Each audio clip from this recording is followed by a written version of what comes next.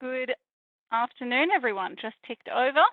You are at the Inspiring the ACT and Australian Science Communicators ACT branch event, Small Scale Big Impact, organising an event. We will get started in just a minute. We'll just give everyone a chance to join. We'll be starting in about 1 minute.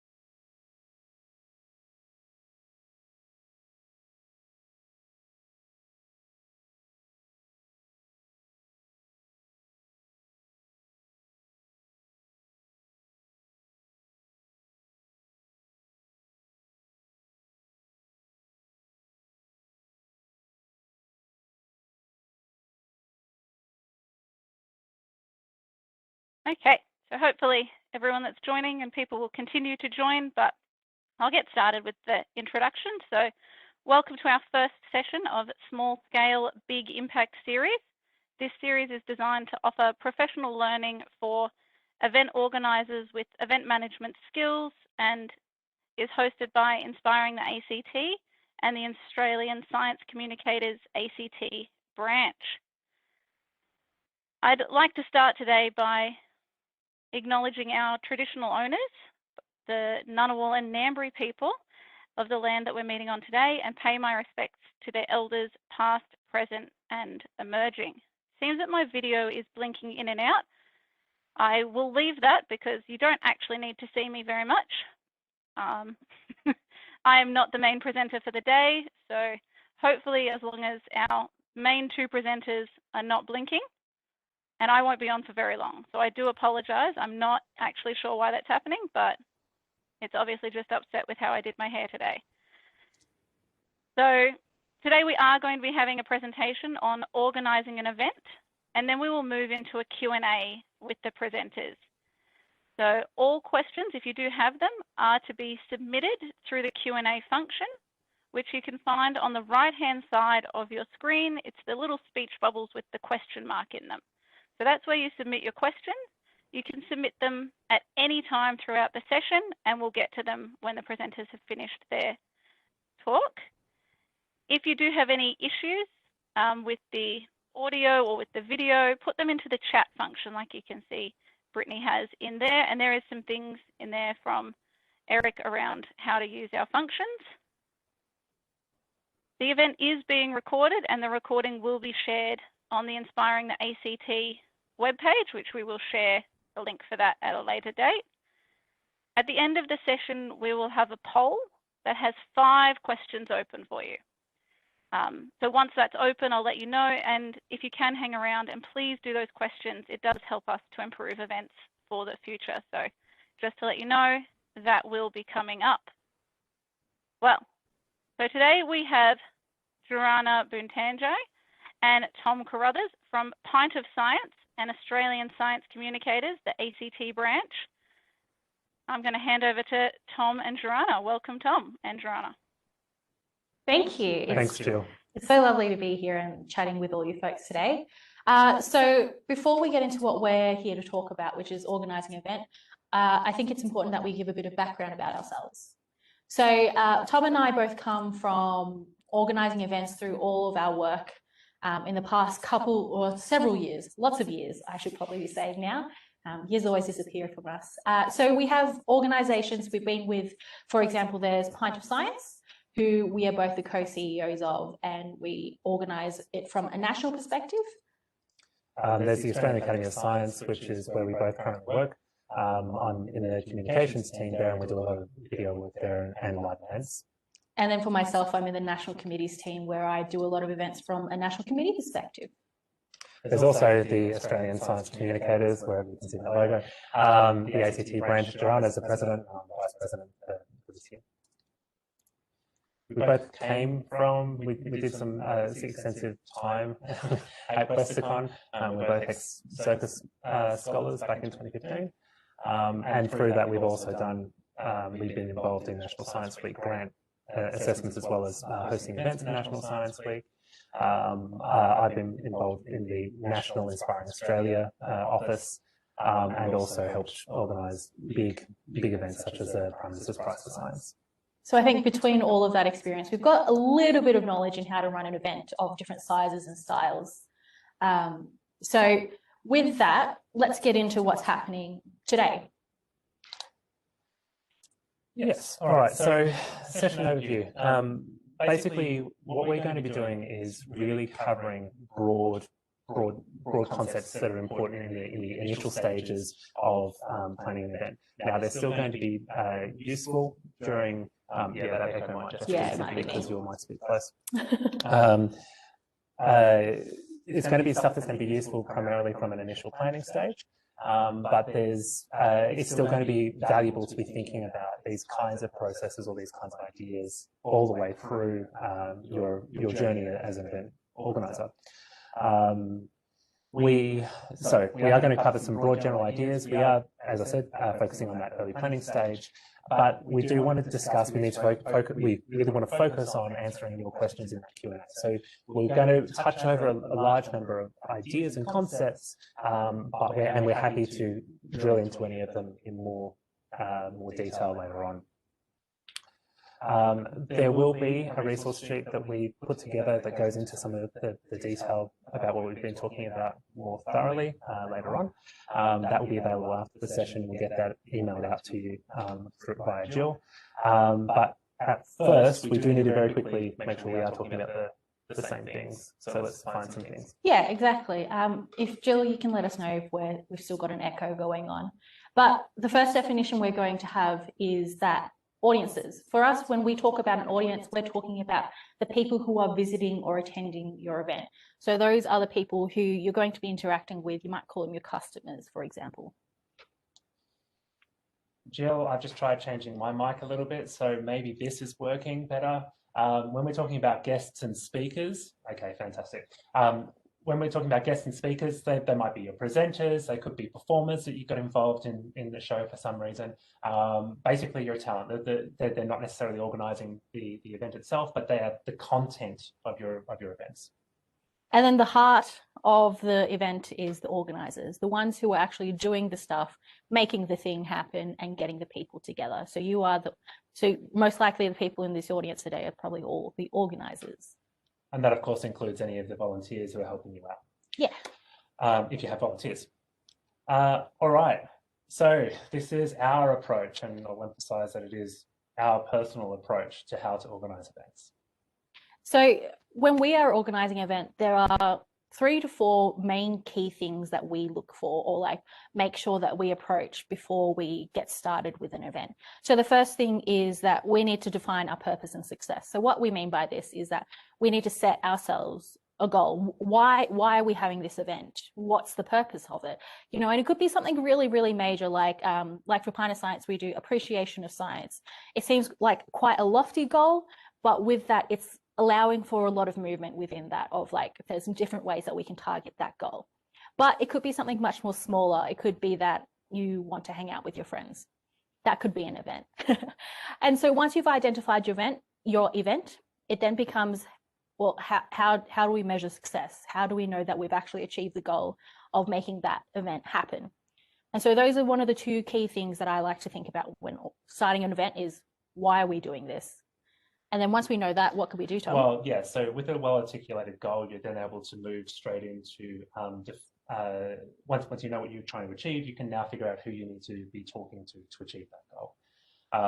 And so this is specifically around defining who your audience is.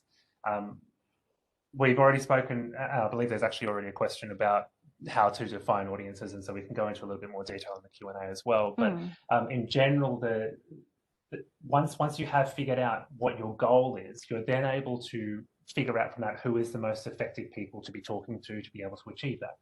One of the easy ways to be able to give focus when you're trying to design an event for an audience is to use a tool that's known as personas. It comes from a marketing and entrepreneurship type idea.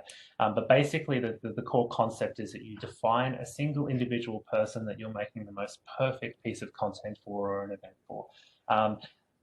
Channel 7 Sunrise, that morning TV program, their persona that they use is a middle-aged woman by the name of Irene. She has 2 kids. The eldest is 13, and I think he plays soccer on the weekends, and the younger child is 8, and she does ballet. They go into all of this detail defining who this persona is, which then means that every single segment that they are putting onto air is perfectly matched exactly for Irene. And it means that there's a lot of focus on what your event is about. Now, the risk here is that if you're designing purely for one person, that you can then start very easily to create an event that is exclusionary to people that you don't want to exclude from your event. So the way that we approach that is we actually create a couple of secondary personas. And so the event might be created to be perfect for the primary persona or the primary audience, but then is still accessible to the secondary audiences or personas. Once you know who that audience is, things you can be really doing to try and link back to what that goal is to be challenging yourself to think, what is it that you actually want your audience to leave with? And this helps to give you direction when you're trying to put together your event. Yeah, so it becomes really easy to, once you've defined your audience, to say, well, okay, would this audience even engage with my event? Right. And if they're not going to, then that's probably not the event you want to have. Exactly. Yeah. Or maybe you've articulated your audience slightly not quite right. Yeah. Maybe you're actually designing an event for a slightly different audience, and then it means that your promotion might be influenced by that. Yeah. And then once you've got that audience, you've got your target audience, you know why you're doing this event, you can then start defining the experience. And so what this means is setting a flow chart, a pathway of how are my audiences going to be engaging with my content. So there are 3 main groups that you should be thinking about, and that includes the audience, that includes the speakers or the guest speakers, and it includes yourselves as the organisers. And so the way that we like to think about it is we make ourselves a cheeky timeline, really, where it kind of covers the before the event, during, and then after the event. And we ask ourselves a series of questions, and in honesty, it gets quite extensive. Today, we're just going to show you a few examples of what those might be. There'll be more in that resource sheet that I promised already. So, for example, at the beginning of the experience is before the event. Well, okay. How does your audience find out about the event? What are they going to do? Where do they find out about it? What do your presenters need to know about tech available at the venue? Is there a laptop? Are they going to be using a lapel mic, or are they going to use a lectern stand? And for yourselves, do you need to organize a laser pointer or a projector? So we're not just talking about the big, major, big picture things. We're also talking about the minor things. And as you go through organizing your event, you might start picking up on some of these, and you might want to write it down. Like, oh, I need to think about this at a later point. And so you write it into your list. So during the event, a couple of questions you might want to answer is, how does your audience enter or leave a venue, for instance? How do the presenters, especially if we're talking about online, how do those presenters receive questions from the audience? Or get tech support when there's an echo with your microphone from the host. And when will your volunteers or your paid organisers actually get a chance to have a break and quickly grab a bite to eat, or a glass of water or something like that? Being able to think about and actually plan out the entire journey during the event as well, down to those kinds of ideas. At least if you ask those questions, it then means that you're not necessarily surprised by it, or go, oh, hang on, we now need to respond in this last minute way. And then that comes back into our after the event. So once the event's happened, well, where can the audience go to find out more? That's that what's next step. What do you offer them next? And how are you thanking your presenters post-event? Do you need to? Well, what needs to happen with that? And do you need to submit a grant report? Is that something that's important? If so, is it something that you're working towards throughout the period so that you don't have a hard shock when it's like after the event, you're so tired and you just want to be done with it, yet you've still got this grant report to write. So once you've put all of this together, you could start seeing yourself making something like a flowchart. Some people like to do that. Some people like Gantt charts. Others like to set out a timeline and they make 3 different separate ones. What I personally like to do is I like one big one. And the reason why I like to make one big timeline is that I can see all the different moving parts at the same time. So I could be like, this weekend, my speakers need to know about their list of, all that information. So that could be sorted or scheduled while I'm working on another part. So a lot of these are multitasking and multi-faceted in a sense. So you've got to be really careful in making sure that you are managing your stakeholders, being those 3 groups, and still being able to meet some of those goals. Added onto that, we've got these reasonable expectations and milestones. And what I mean by this is you might have the grandest, greatest plans of, let's say you're doing a social media thing and you're like, this is going to go viral. I want it to see like 10 million people. And that's really cool. But also we need to think about the other end of like, okay, what is a manageable goal to start with? And then you can like move yourself up from there. Yeah. I think something that Pint of Science likes to do is we like to be able to say, okay, this is the base level goal. This is what we need to achieve to make sure the event succeeds. And then everything above that is like awesome and amazing. And something that I use not only at Pint of Science, but also at the Academy is this concept of having stretch goals. I think it's really valuable, especially if you have limited resources, everyone does, for us to know when you should be turning off, when you have actually achieved enough. So maybe you have a reasonable or a baseline goal of that you want 30 people to turn up to your event that is happening somewhere. But when do you stop putting money into advertising? Is it actually when you get to 100 people because that's where your venue is capped? Or maybe you have a limit on your WebEx something or a Cisco, whatever it might be, of you can only have 1,000 live streams.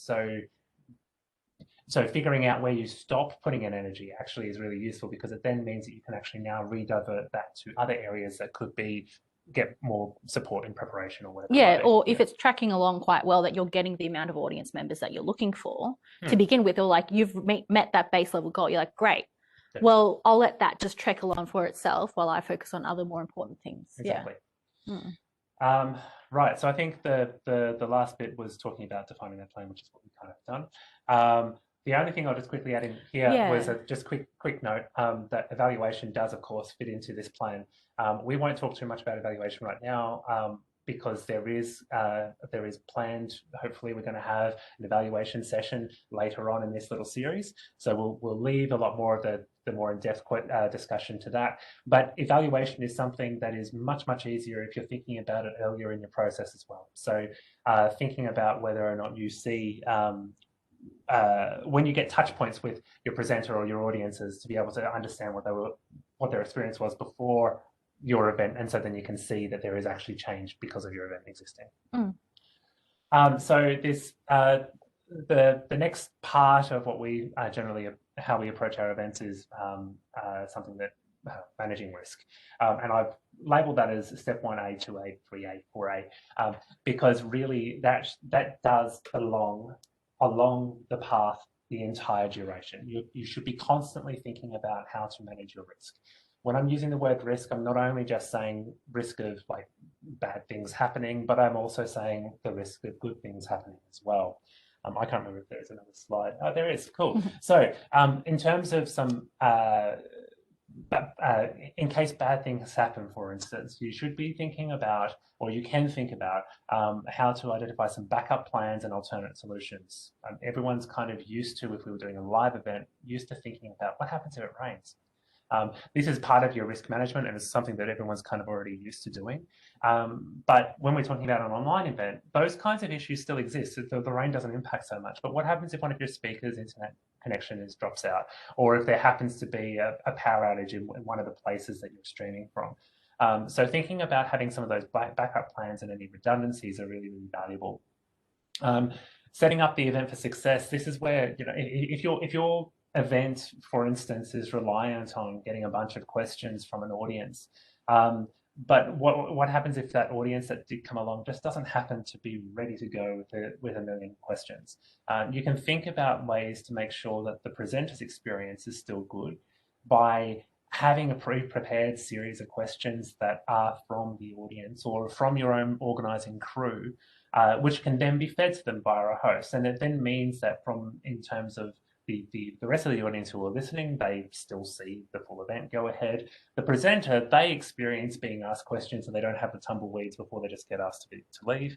And then it just makes that everything is all flowing. Now, you don't even need to touch those questions if you do get lots of questions from the audience. But I guess then your other thought then is, well, what happens if I got 100 questions from the audience? Is there a mechanism to be able to still give something back to that audience that's asking questions?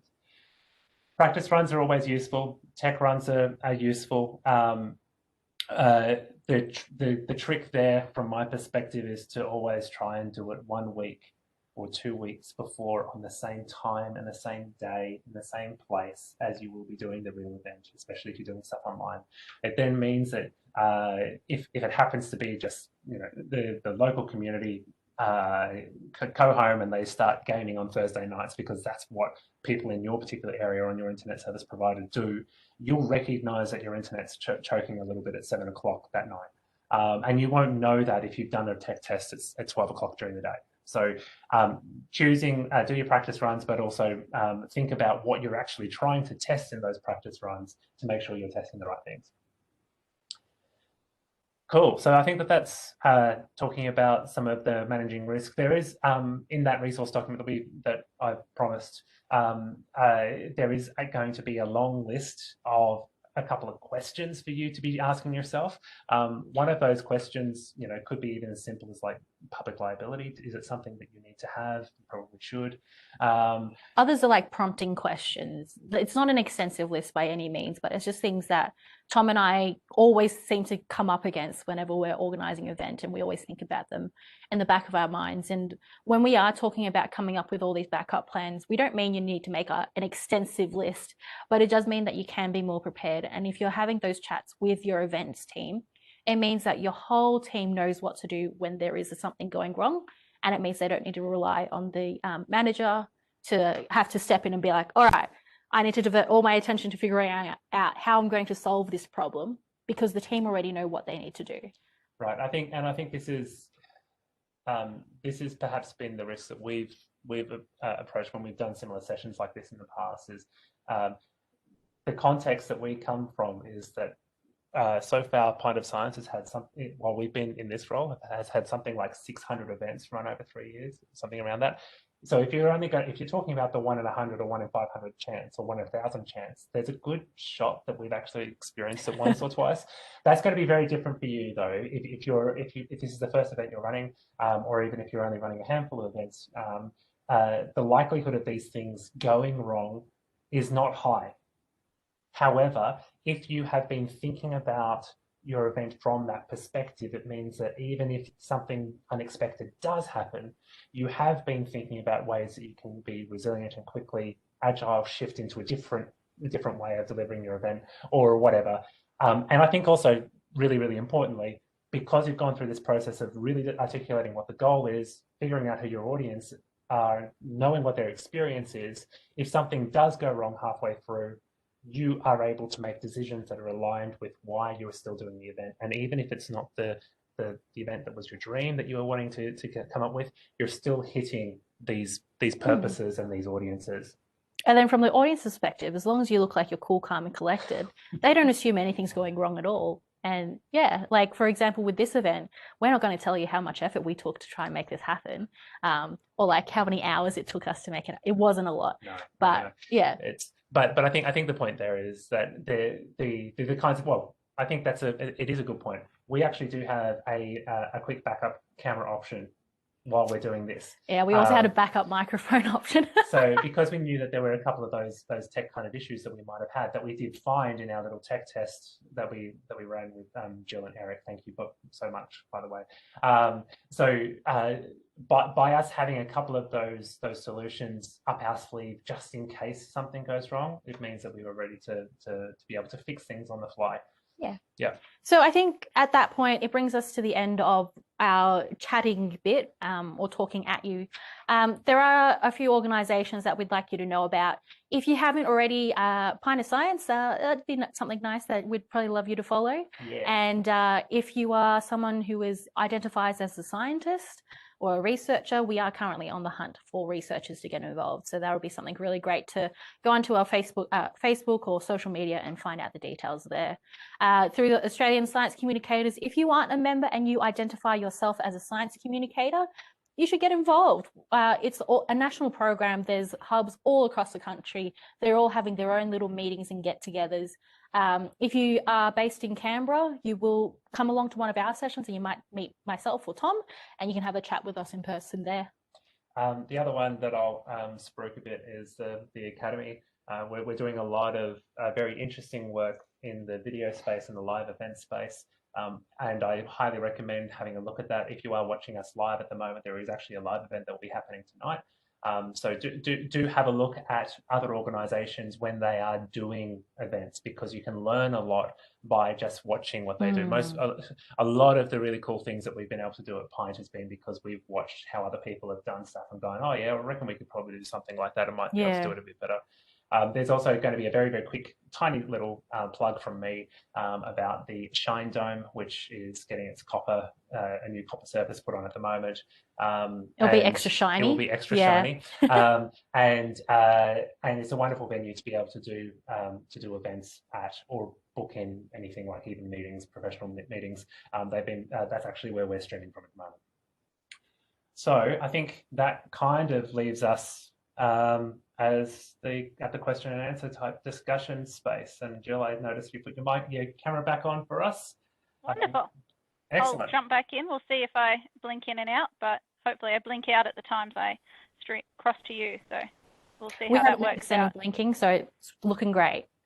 Oh, I think it's just for the other participants that they're seeing the blinking, but that's okay. I think it's my background, but my actual background isn't pretty, so I'm going to leave the blinking.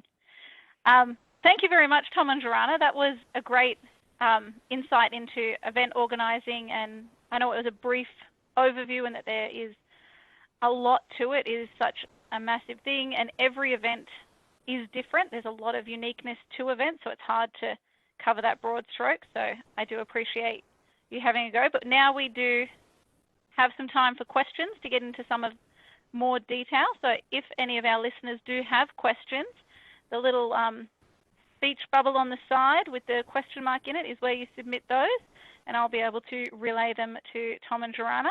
But we did have some people submit some before the session, so I will start with some of those, and I'll let you decide which one of you answers them. So the first one is, what do you see as the new normal being for the foreseeable future? And any tips on fun yet impactful ways of getting the COVID social distancing messaging across? So for me, something that I'd like to be seeing as the new normal is hand sanitizer. I've really, really appreciated it at all the events. And I think that although COVID is a very scary thing and we all don't want to catch it, I think there are still a lot of other people out there who would also like to not catch the flu or catch gastro. And so I think having those little markers of ways to be able to keep ourselves safe is really, really great. And I hope that it continues. I understand that keeping 1.5 meter distance in a sold out event where you're trying to pack everyone into a small venue is always a challenge. But hopefully going forward, we can think of ways to be able to make that not so encroaching on people's private space. Right, and I think this is where, in terms of the future of event planning, and even just the future of work, these video technologies and streaming technologies have had a very rapid kick in the guts to be able to get everyone on board, due to necessity over the last 12 months. And I think that what that means is that people are going to be more ready to engage in this space. That does bring its own challenges. I'm not saying that makes it easier at all. It's much easier for people to turn off a live stream than it is for them to walk out of a pub when they've got a meal in front of them that they're halfway through eating. So, attention's much harder to maintain online, but those kinds of opportunities are going to always be there. And I think from now on is going to be a really valuable way for us to be thinking about how to put events together. I think something else that's really important from showing the COVID social distancing stuff is for the organisers to be publicly, very, very publicly demonstrating social distancing. If that is something that is important that you're trying to push, show that you're making that happen. Put markers on the ground like the supermarkets have been doing. People, even though that's a very kiddie thing to be able to put footprints or whatever, but people did use them, and it was a good way of being able to remind. However, I don't know, at least in Canberra at the moment, I think most of us would be aware that those markers are still on the supermarket floor, but people line up and they don't bother sticking to those markers. Your MC, part of your experience, can act for the audience, can be a reminder from the MC that you're actually wanting people to be using those kinds of tools. Let's please also think about ventilation in venues. If you're going into a space, make sure that you're moving the air out of the room. That's really important. And I think with all these online events as well, it's making it more accessible to those in remote and regional areas who, for whatever reason, or maybe not even remote and regional areas, sorry. In any case, it's making it very accessible to those who, for whatever reason, can't leave their house. And I think that's definitely a really great thing. And I hope that in the future we see more hybrid events that are becoming more and more well equipped for these situations. I think there's even someone from our international client family tuning in from overseas to this session at the moment. So that's the kind of the upside for this, I think. Yeah. Wonderful. And I know in the ACT there is actually an information page. I'm just going to post it in the chat about COVID safe events. So ACT Events has put together a way to plan for COVID safe events. So if you are looking at organising, this is mostly for ACT and the restrictions we have here and under the current restrictions, but if you are looking at it, it is a great resource to check out. All right, we do have some other questions. Sorry, Jirana, you go. I was just going to say that it's also worth checking in with the venue as well, as they've probably got their own COVID safe restrictions as well. Yeah. All right, so we've got a couple of questions on audiences, so I might move to a couple of those. So one that we got early on was, how do you determine your audience for a science-focused event? Yeah, sometimes it can be really difficult to figure out who your audience is. And the default that I see a lot of people do is to just say, oh, it's for the general public. That doesn't actually help very much in terms of helping or helping define what your messaging should be, or who's the right person to get as the host, or whatever it might be. So I think the trick here is to not trick yourself and to not cheat this question. And I think really the persona idea is the mechanism for it. So if you can choose a single individual, it could even be a real person, and that's often actually the easiest way to do it. If you happen to know a person in your life who happens to match the kind of event you want to be going across, or you've been inspired by, like, I've met this person, I want them to be more engaged in science, and I wish they knew this, or I wish they were acting in this way, or whatever it might be. Ask some questions. Figure out how to get them to turn up. If they're not going to turn up to your event, you haven't targeted the event properly to that particular persona yet. I mean, small businesses, especially entrepreneurship, small entrepreneurial innovative businesses will be doing this, where they will find those people to act as their personas in their special interest groups, and they'll actually invite them to come and talk to the organisers or the executive, to be able to just make sure, well, did you buy our last product? If not, why not? Because you were supposed to be the person that we're designing for. And if you're not buying it, then it means we've not got this right.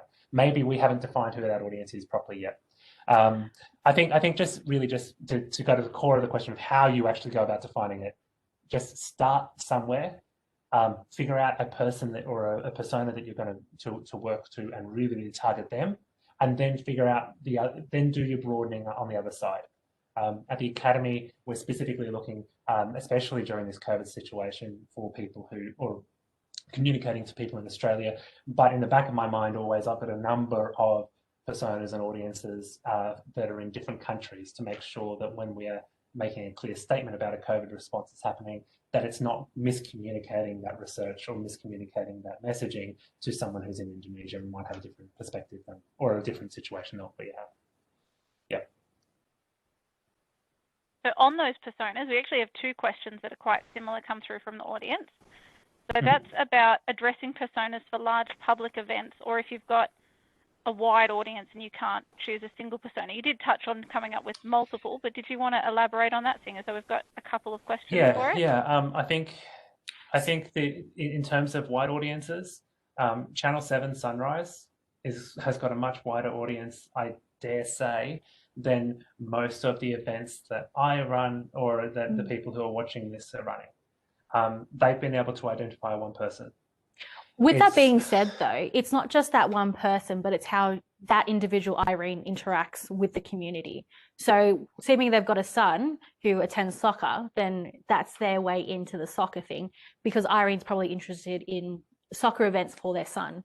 So, we're not saying that you need to have just one persona, but maybe having variety that crosses the different diverse age ranges that you're trying to achieve. So if it is that, you want something that appeals to the babies, well, are you actually targeting the babies, or are you targeting their parents? Who's going to be the one that's actually going to be able to make the change happen or get the actions that you want to happen?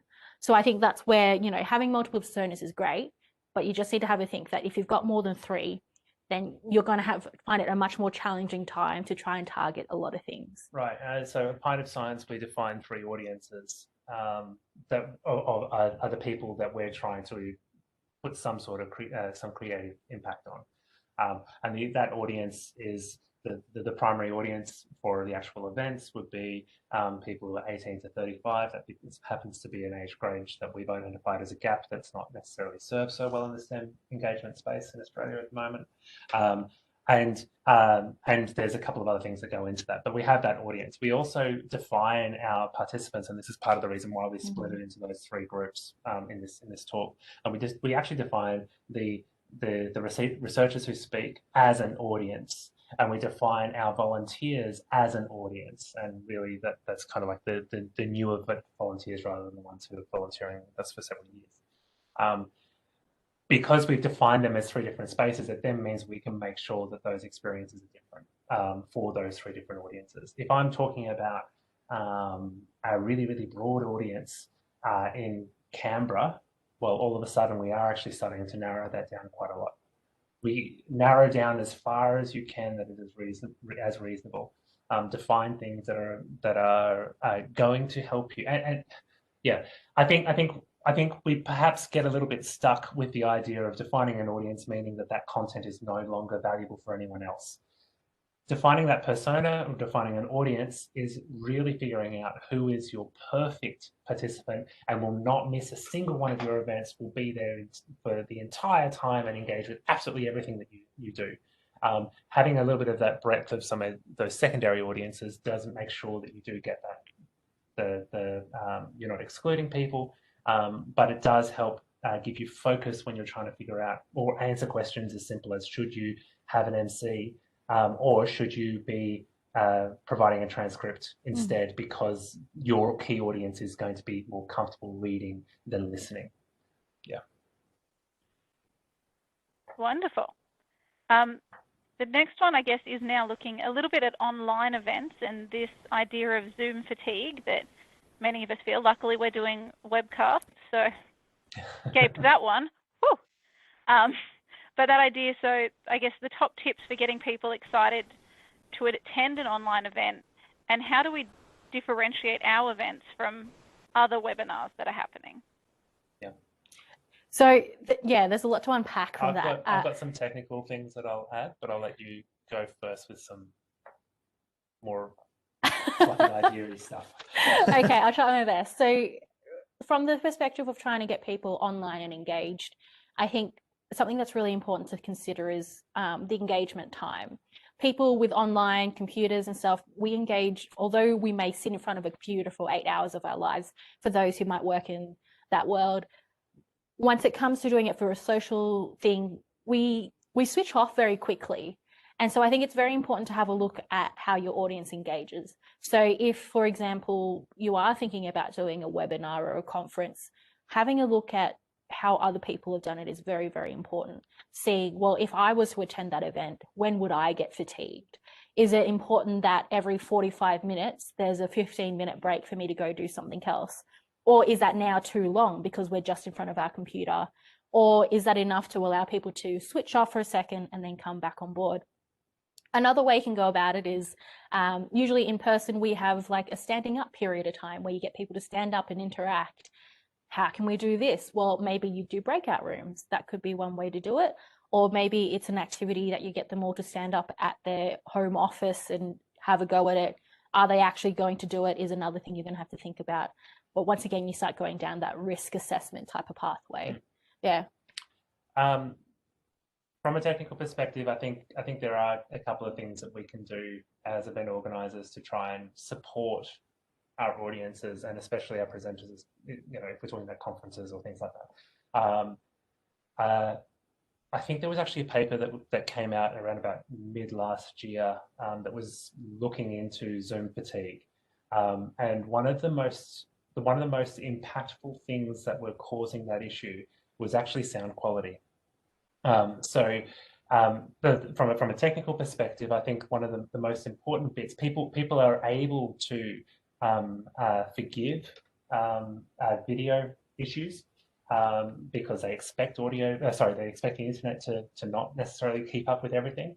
But simply getting an external microphone for your presenter or for your host is going to make the audio signal quality that much better, that it makes it a lot easier for our brains to not have to work so hard to decode what that sound means into language.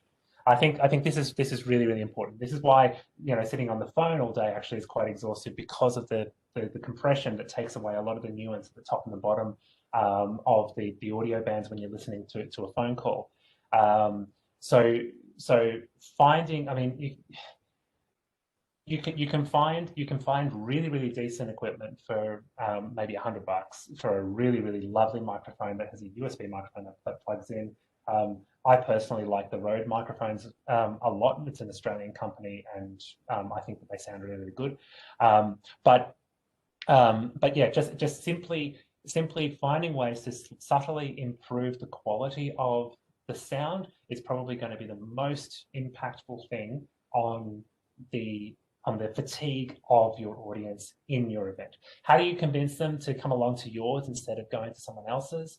I think that comes down to advertising, doesn't it? It's a marketing aspect, but it's also thinking about what it is that you're giving that's different to someone else. Are you able to find a tool that means that when people have been sitting in a Zoom meeting for their business day, their entire time, are you able to perhaps use a different version of Zoom, or like we're currently using with WebEx, we're using the live stream version of WebEx, which then makes it a little bit less just a series of boxes that you're looking at. Or even just finding ways to be able to engage the audience online. So like there's a lot of collaboration tools out there like Slido and Menti, where people can actually get involved and they switch devices, so to speak. And I think that's also a valuable way to just shift someone's mind from having to look at a Zoom screen the whole time. You might also, and so this is something that we're doing with Pint of Science. We did with Pint of Science Online last year, and is probably almost certainly going to be happening this year. Is thinking about how your audiences are actually interacting with it. Is it that they're doing something like this, or are you deliberately actually trying to set up a situation where they're sitting on the couch to watch a show? If that's the case, then use that as part of your marketing. You got to use that language. You need to prompt people to think, I'm going to go and I'm not going to just watch this on my phone. I'm going to hook up the YouTube to my TV and I'm going to sit and we're going to have dinner while we're listening to some science talks or whatever that might be. And something that's probably going to come up more in some of the future sessions in small in this series is to do with that hook. So that first line, how is it going to hook someone in? We all know that if we're scrolling social media, if that first line doesn't get us, or the video, the front page of the video doesn't get us, we're probably going to scroll past it. So have a think about how you can adjust those little things, have a cover image that's actually appealing, and those types of things. But in any case, I think we might leave that there and hand back to Jill, just because I am aware of time and there's probably more questions to come. Sure, thank you. So on that, just leading from Tom's comments around some of the technical aspects, there was some training that came out last year from Virtual Excursions Australia, and I'm just sharing the link in the chat. So that is great. That does have a web conferencing 101, which goes into microphones, your setup, your camera, all of those sorts of things. So a lot of the things Tom touched on, but just in a bit more detail. So if that is something you would like more information on, head over there. There's some other sessions there as well. And on the promoting, our next session is actually on promoting an event, and I'll plug that at the end. So there is some of that coming. One of the next questions that we had was, how do I reach out to Indigenous and Aboriginal and Torres Strait Islander people and people living in low-density rural areas? We've just been looking at this challenge ourselves with Pint. I think you need to be very careful that you're not just doing it because you think you need to do it. There are sensitivities that you need to be aware of, and I think the benefit that we had was we're literally talking to people who know more about this than we do, and we're taking their advice. Yeah, and I think that the thing that I got out of the people person we talked to was that you need to be respectful to the elders. Some of them don't appreciate having video, or there are ways around it. For example, with us, our challenge is that our event is called Pint of Science, and so that is that little bit of an association that can happen with organisations who don't want to associate the word pint with alcohol and things like that. So I think there are people within the community who are really keen to get involved and get their version of, sorry, not their version, but their science out and about. And I think it's just approaching that subject very carefully and cautiously, and finding someone who does identify, maybe having a chat with them as to how you can get further within the field to get out there and talk to more individuals, because usually they're quite a connected community. Yeah, and I think also recognizing that one person doesn't speak for all, and so if you approach any of these kind of issues from a sense of seeking to learn more or seeking to understand how to better do something, at least in my experience, that has been well received most of the time, and I think that's probably the only advice that I can give around that. There was something else that I wanted to add to that. It was relevant from. No, I just lost it. If I figure it out and remember it, I'll interrupt. What was it I was going to say? That's all right, Jill. Go on with your next question. It'll Right, come to him at the end of the event. If it does come back to you. So there was just one in the chat that I'll just comment. Oh, I'll let you go. Yes. Don't assume that people will help you, though. Don't make it their job. This is not their job. Quite often, we know this as well from any of our gender equity work, or any other diversity or representation work, where you have people who are from are a minority group within a larger group, and we go, well, the easiest way for us to do it is to make sure that when we're doing a web show, that we're going to have 50% women, or we're going to find an Indigenous person to be on that panel. That will increase the workload on those people, and we've already seen this. It's reported in the Australian Academy of Science Women in STEM Decadal Plan as being an issue. The most successful women in academia in science are also the ones who have got the least amount of time to be able to do their science, which means that we're effectively reducing their capability to then get the Prime Minister's Prize for Science or be awarded those kinds of large things again. So once again, you need to go and seek advice from people, but I would caution assuming that someone's going to want to help you. Be considerate asking for support.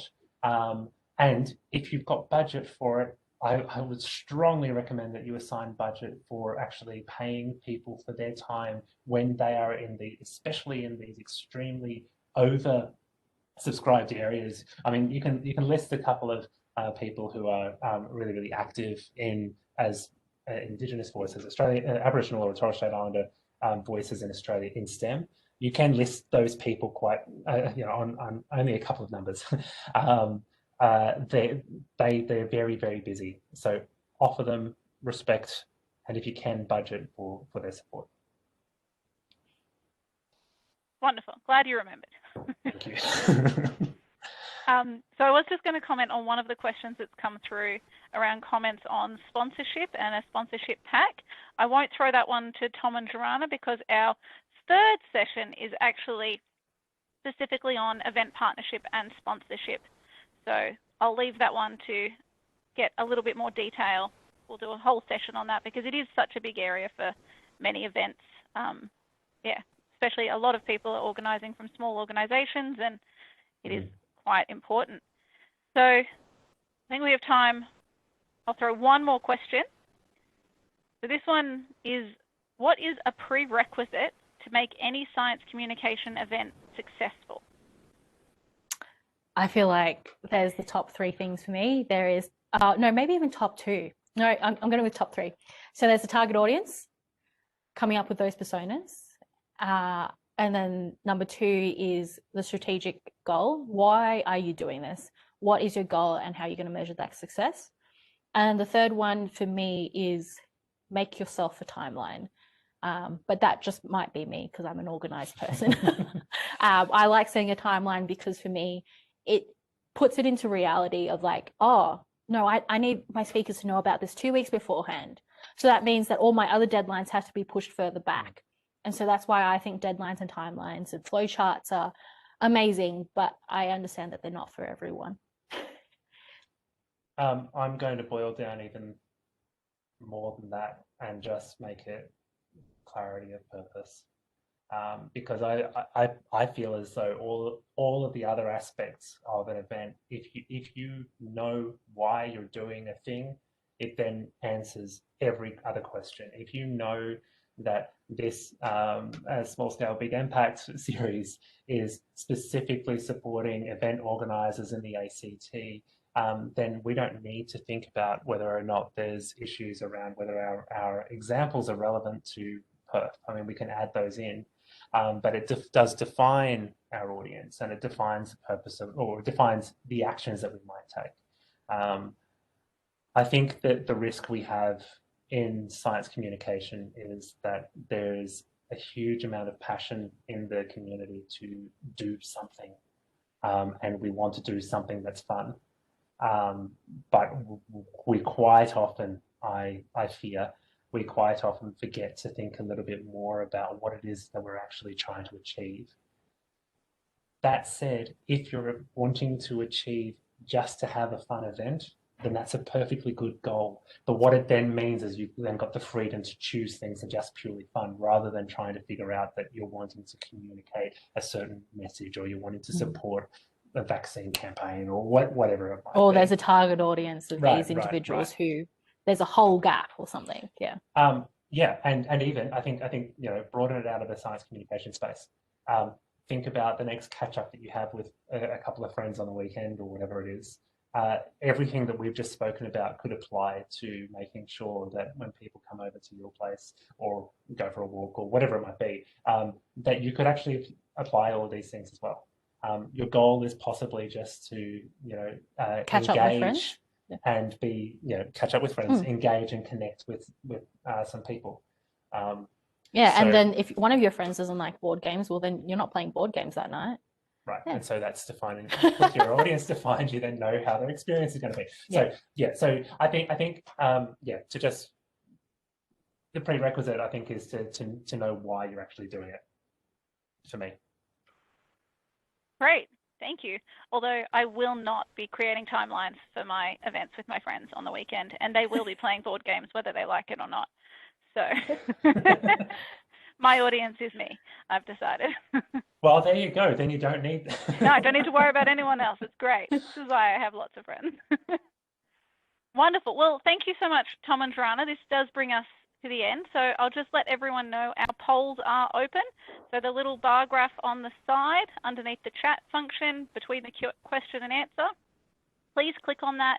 There are 5 questions. You have to submit each time. So you click your answer, click submit, scroll across, do the next one. So there are 5 of them. Not too arduous. They're all tick boxes ones, so you don't have to complete anything.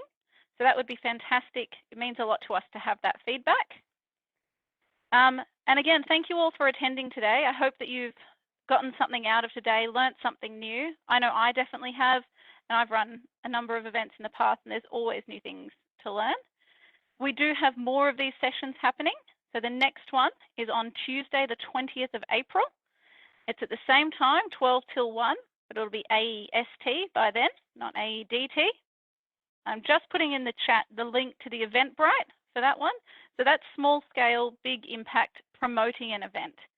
And that's going to be around looking at, so it'll probably be a bit on audience as well, because that comes into promotion, but what aspects you can look at for promoting an event through the media and touching a little bit on social media as well.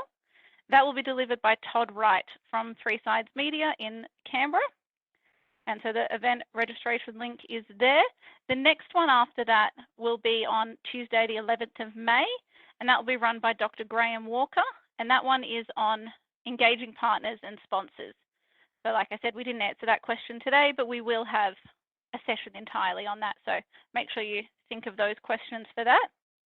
I do also want to note that the Inspiring the ACT event grants are open. So if you are an event holder in the ACT and want to run an event, we do have up to $2,000 available for events at any time throughout the year, except August, because that's National Science Week, and there are more grants for that, and they'll come out separately. So if you are interested in those grants, I'm just going to post the link in the chat, and they are open until this Sunday.